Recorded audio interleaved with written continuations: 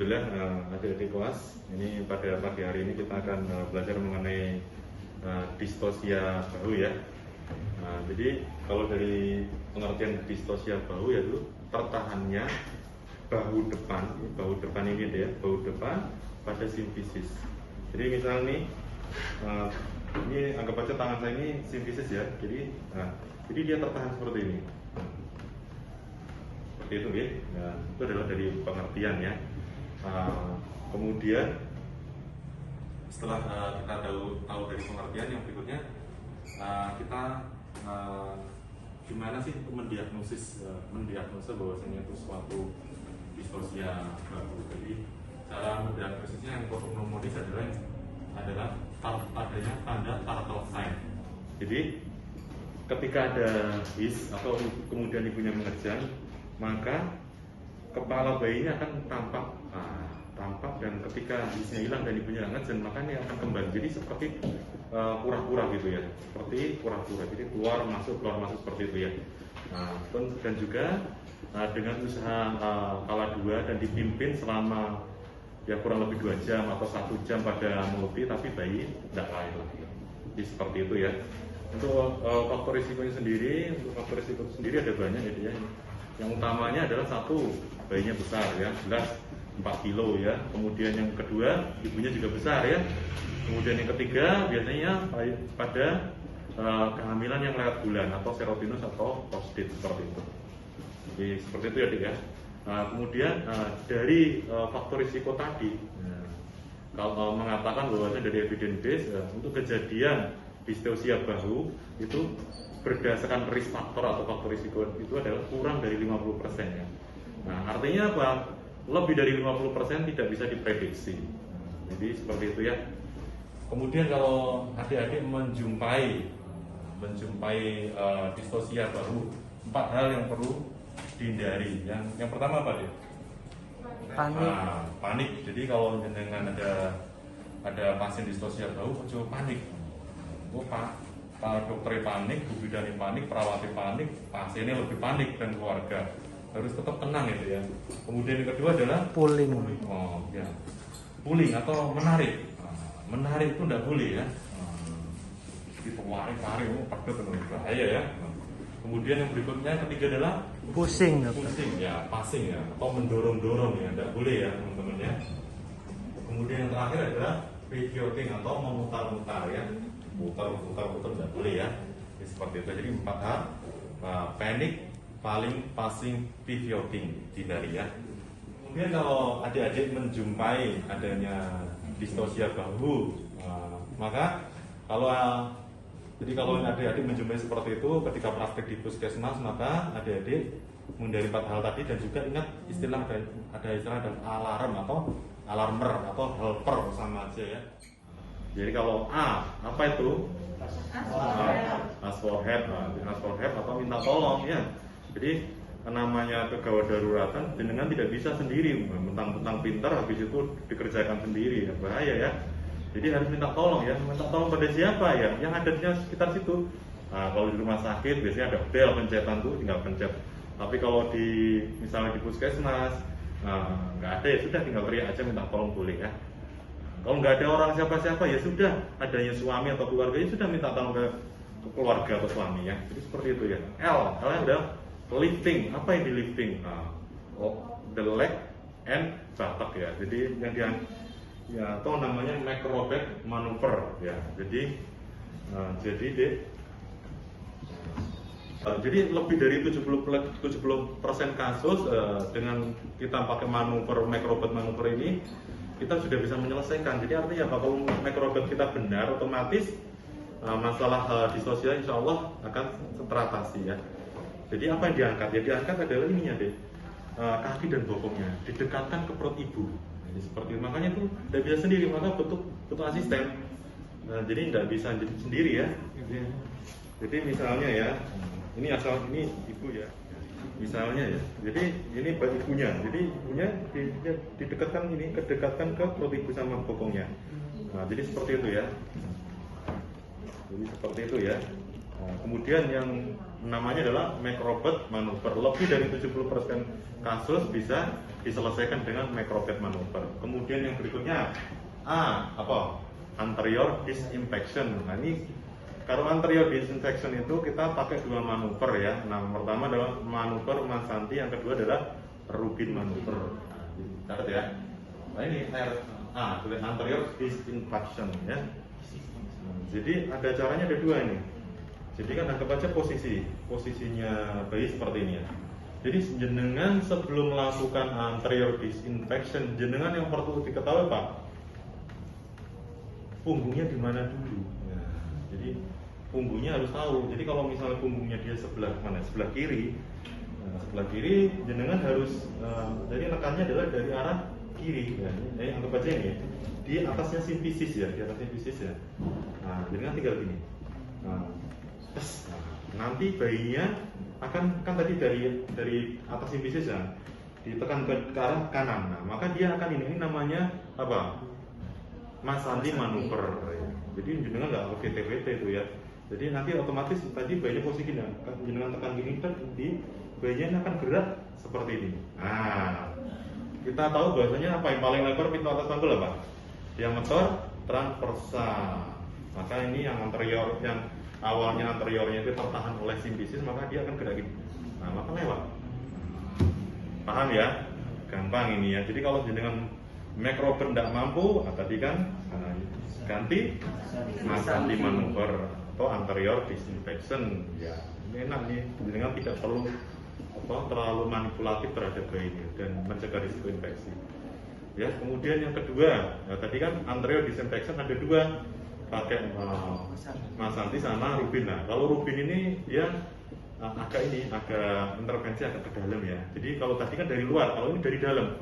Jadi kalau ini jenengan sebelum melakukan manuver ini jenengan harus tahu dulu juga punggungnya sebelah mana, kanan atau kiri. Nah kanan atau kiri. Misalnya sekarang pindah sini, segini ya, posisinya dari sini ya.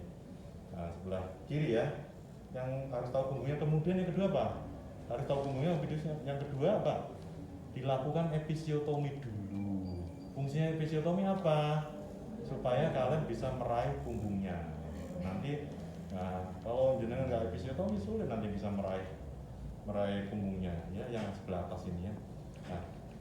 Nah ini posisi gini ya. Nah ini posisi kiri. Jadi anggap aja begini ya. Nah jenengan tadi udah di episiotomi plak ya. Jadi sebelah sini yang mediolateral episiotominya. Nah anggap aja. Nah terus saya PT ya. Saya PT, saya masuk lah. Saya raih nih punggungnya. Punggungnya atas ya. Yang atas. Kemudian kamu taruh, kamu pegang ya. Kamu taruh gini. Jadi yang tadi yang VT aku. Set. Ini tinggal didorong ke depan. Nah, akhirnya posisi jadi transversal lagi. Tadi prinsipnya adalah bahwasanya diameter pintu atas panggul yang paling lebar ada diameter transversal. Nah, nanti insya Allah kalau gini kan, jadi simpisis tadi udah di VT ya, enggak lain. Gitu ya, ya, gampang ya. Nah, jadi anterior disinfection ada dua. Yang pertama adalah Masanti, yang kedua adalah Rubin manuver. Ini seperti diingat-ingat. Berikutnya yang ketiga ya. Yang ketiga adalah R, rotation of posterior shoulder. Ya, jadi yang dirotasi apa? Yang ini yang bahu posterior. Kita menggunakan manuver ini. Manuver namanya manuver Woods screw manuver ya. Sebelum melakukan manuver ini jenengan harus tahu posisinya punggungnya ya. Punggungnya yang sebelah mana? Punggungnya sebelah kiri atau kanan ya. Nah, kalau anggap aja punggungnya sebelah kiri ya. Nah, ini ya. Kemudian nanti yang berikutnya setelah tahu punggungnya, kalau pakai manuver yang manipulatif seperti ini jenengan harus episiotomi dulu ya. Setelah dilakukan episiotomi, ini kalau Woods jenengan pakai dua tangan. Bukan kalau Rubin pakai satu tangan, kalau ini adalah manuver Woods jenengan pakai dua tangan. Caranya gimana? Tadi dia dilakukan episiotomi, ya, krek gitu ya. Nah, jenengan yang pertama karena punggungnya di sebelah kiri maka jenengan harus masukkan yang tangan sebelah kanan dulu. Nah, PT cari punggungnya depan. Nah, gini ya. Punggung depan ya. Kemudian yang kedua, habis itu setelah PT tahu udah posisi seperti ini, punggung depan atas, kemudian yang tangan kiri. Nah, PT masuk, nah pas posisinya adalah di dada bagian posterior. So, ini loh dada ya, ini ya, seperti ini. Nah, kemudian gerakan satu, jadi tadi udah terpasang 1, 2, 3. Nah, jadi posisinya kan sebenarnya prinsipnya sama dengan rubin, cuma ini kalau wood screw ini dia pakai 2 tangan aja ya. Jadi kalau tadi kan pakai 1 aja, kalau ini ada 2. Nah, jadi gini, tinggal gini. Nah, kan nanti kan tadi posisi gini. Nah, tertahan simpisis jadi posisi gini. Nah, lewat ya gitu ya. Kalau misalnya punggungnya sebelah kanan wis, tinggal tangan kiri yang sekarang yang dibalik. Nah, ini kemudian ini di dadanya tinggal 1. Nah, juga kan? Gampang ya, Dek. Itu adalah manuver keempat ya, diingat-ingat ya. Manuver yang berikutnya adalah manual removal of posterior arm ya. Ini namanya manuver dari SWAT ya. Manuver SWAT ya. Jadi prinsipnya adalah ini, mengeluarkan lengan yang bagian posterior. Caranya gampang aja. Yang pertama selalu harus tahu punggungnya dulu.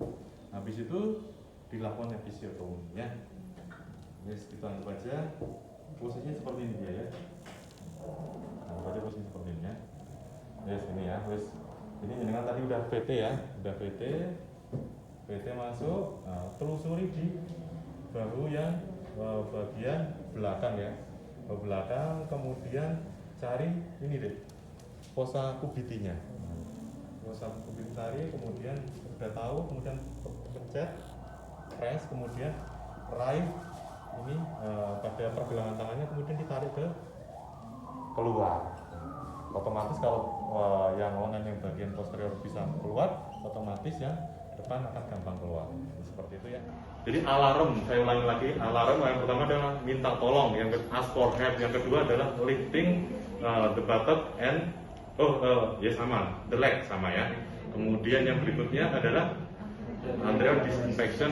Nah, yang berikutnya adalah restoration of posterior shoulder ya. Kemudian yang ketiga adalah manual removal of posterior arm, itu adalah alarm. Sebenarnya ada istilah lagi namanya alarmer. E-nya adalah apa ya? Episiotomi. Jadi fungsinya episiotomi tadi adalah supaya memperlebar panggul, supaya nanti kalau kita PT itu bisa menggapai punggungnya. Jadi nggak mempersulit waktu manuver. Jadi seperti itu ya. Jadi untuk manuver yang manipulatif, mulai dari rubin sampai SWAT manuver, wajib hukumnya pakai episiotomi. Jadi seperti itu ya. Jadi ada istilah lagi R. Jadi misalnya tadi jenengan sudah pakai manuver alarm tuh sampai terakhir. Nah, kemudian jenengan E-nya pakai episiotomi, kemudian yang R terakhir adalah roll over atau gaskin manuver atau menungging ya. Jadi kalau menungging ya posisinya tinggal seperti orang menungging itu deh. Menungging harapannya kita bisa mengeluarkan yang bahu posterior dulu. Jadi seperti itu ya. Jadi seperti itu ya. Jadi kalau untuk alarm ini untuk distosia bahu, teman-teman harus banyak berlatih. Kalau nggak banyak berlatih nanti skillnya nggak terasa ya. Jadi walaupun misalnya nggak ada misalnya partos misalnya sulit ya, coba lah bikin contoh dengan pakai manuver Rubin atau mungkin Mas Santi, Mac Robert ya, kan sering tuh kalau di kabar itu teman-teman kan banyak pakai Mac Robert toh. Jadi tapi saya ingatkan tadi sekali lagi ya, jadi lebih dari 50% kasus untuk distosia bahu adalah unpredictable atau tidak bisa diprediksi. Moro-moro macet gitu aja. Apakah mungkin bayinya nggak besar kemudian bisa terjadi distosia bahu? Mungkin saja deh. Jadi tadi kan sudah dari evidence base mengatakan bahwa lebih dari 50% kasus tidak bisa diprediksi. Jadi seperti itu ya. Jadi artinya apa ya, teman-teman harus hati-hati ya. Jadi jangan sampai panik ya, harus menghindari 4P tadi ya. Panic, pulling, passing, pivoting ya, itu dihindari. Nah, misal jenengan sudah melakukan manuver tadi kemudian dan berhasil. Nah, sekarang harus mengantisipasi. Jadi kan tadi kan kita sudah manipulatif terhadap ibu maupun bayinya. Artinya apa? Ya di situ setelah melahirkan ya dicek kondisi bayi. Ada nggak ke misalnya adanya Erb's syndrome atau paralisis yang lain atau mungkin jangan fraktur ini. Nah, harus dicek ya. Harus hati-hati. Nah, kemudian yang berikutnya setelah jenengan ngecek kondisi bayinya ya dicek ibunya, tapi harusnya ada yang ngecek sendiri ya. Makanya tim itu tidak bisa sendiri, makanya tadi jenengan harus minta tolong ya, ada yang nolong bayinya, ada yang nolong ibunya ya, seperti itu ya. Nah, kemudian dicek ibunya, apa yang perlu dicek, ada nggak tanda-tanda laserasi. Otomatis kan jenengan tadi episiotomi, otomatis risiko perdarahan besar, baru cek tanda-tanda perdarahan ya, seperti itu ya. Kalau ada laserasi segera dijahit. Kemudian jenengan sudah alarmer sudah dilakukan tapi tidak lahir, terus gimana? Nah, ada 3 manuver ini yang jenengan harus tahu ya. Nanti itu bagian saya ya. Ya, sementing ada 3 manuver tak kasih tahu aja, just Tuno aja, jadi nggak Mas Tuno ya. Nah, seandainya jenengan itu tadi sudah pakai manuver alarmer, terus orang lahir, terus piye? Nah, ada cara yang lain ya. Caranya adalah yang berikutnya adalah patahkan klavikula bayinya. Ya, itu memang sangat-sangat menyakitkan ya. Patahkan. Harapannya apa? Mengurangi diameter daripada kedua pundaknya. Harapannya jadi kecil, akhirnya bisa lahir seperti itu ya. Yang tertahankan di anterior. Kalau kita cuplek klavikulanya, kita patahkan, otomatis diameternya akan jadi berkurang. Otomatis hari depannya akan lahir. Jadi seperti itu karena diameternya sudah turun. Jadi seperti itu. Kemudian kalau nggak tega, apa? Jenengan ada cara lagi, namanya Zavanelli manuver. Udah baca belum? Belum ya? Belum tahu ya? Oh ya sudah.